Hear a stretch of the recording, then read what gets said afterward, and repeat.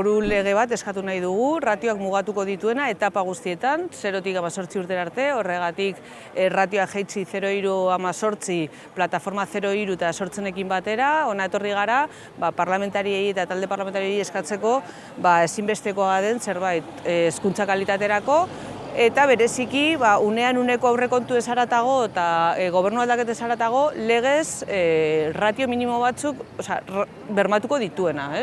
Azken batean estatuko legeak tope bat ezartzen du, baina ez minimo bat, eta guk uste dugu Nafarroan aurrekari aintzindari izan gaitezkela aurrekari hori ezartzeko eta tope batzuk ezarriko dituen lege bat eskatzeko. Hain zuzen ere, gero eta ume gutxiago daudenez, egite dutena da, gela berean lehen 2 gelatan zeuden ikasleak metatu, eta guk uste dugu hori ez dela bidea.